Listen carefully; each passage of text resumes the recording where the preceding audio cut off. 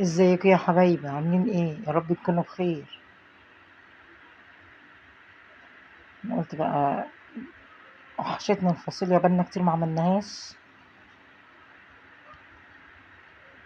بعت جبت فاصوليا وقلت بقى نعملها، نرجع لاكلنا الجميل بقالنا كتير ما عملناهوش.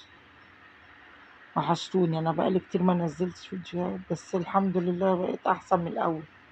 ربنا يا رب يشفيني ويشفي كل مريض بحق جه النبي.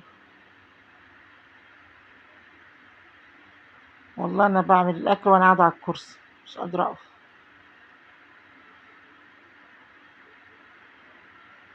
عملت الفاصوليا كده وعملت بصلتين، خرطت بصلتين وحطيت حتة سمنة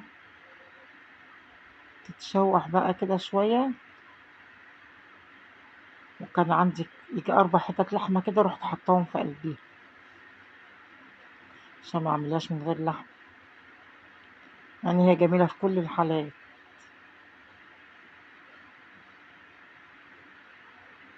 اديتهم بقى يتشوح مع بعضيهم كده. أنا أول مرة أعملها بالطريقة دي. هما اتشوحوا، خدوا وقت، رحت حاطة عليهم الفاصوليا الخضرا كده. مكانش عندي قوطة، والله قعدت جبت القوطة. لو كان عندي بقى القوطة الأول كنت هحط القوطة الأول تتسبك مع البصلة وأبقى أعملها، لكن بقى الحمد لله. كلها بتتعمل بكذا طريقة الفاصوليا.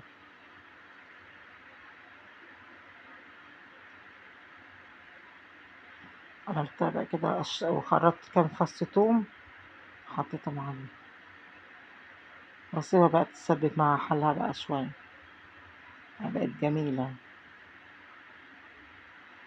ما بحبش اطول لكم في الفيديوهات عشان ما حدش يتضايق، اسرع لكم فيه.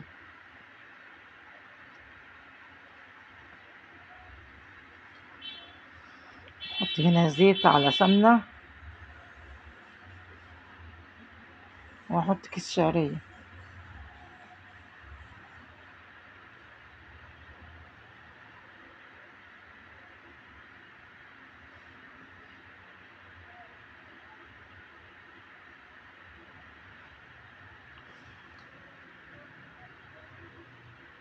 نعمل احلى رز بالشعرية.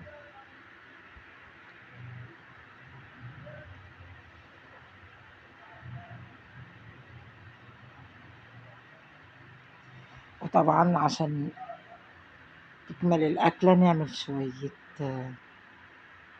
باذنجان مخلل جنبه. حطيت بقى الملح، احط الملح اهوت، اشوحه شوية واحط له بقى المية.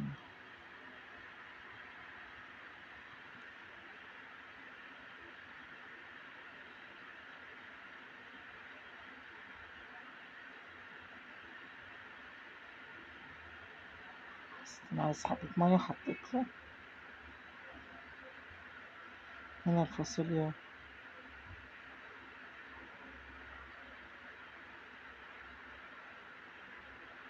حطيت لها طبعا فلفل اسمر، وحطيت لها البناجي، وحطيت لها الملح بتاعها وشلتها. قلت اعمل بقى شوية بتنجان مخلل كده جنب الاكل بيبقوا جمال.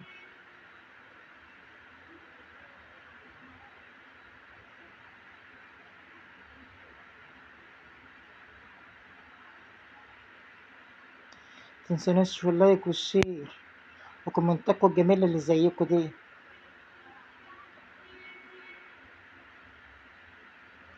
قناة كده على قد حالها، بس الحمد لله طول ما احنا مع بعضنا كده بإذن الله هنوصل إن شاء الله. مفيش حاجة بعيدة عن ربنا.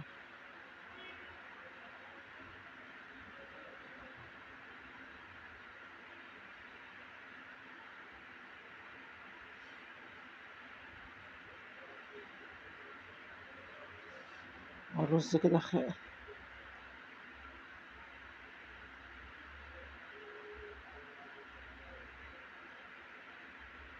شوف استوى ولا لسه.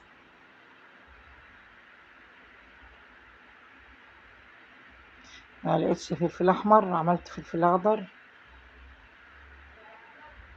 عصرت ليمونتين.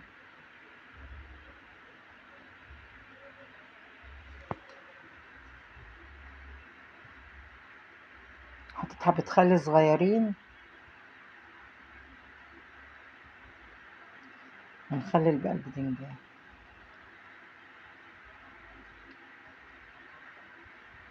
بتعمله هو مقفول يعني، انغزه كده نغزة صغيرة وافتحه بقى، بيبقى شكله جميل بقى من جوه ابيض وجميل.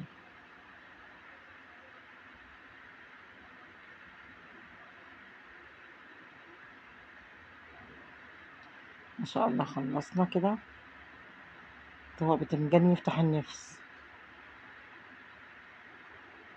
نحط بقى الاكل كده. التليفون كان قرب يفصل شحن، فقلت بقى اعمل الحق صورتين كده وخلاص.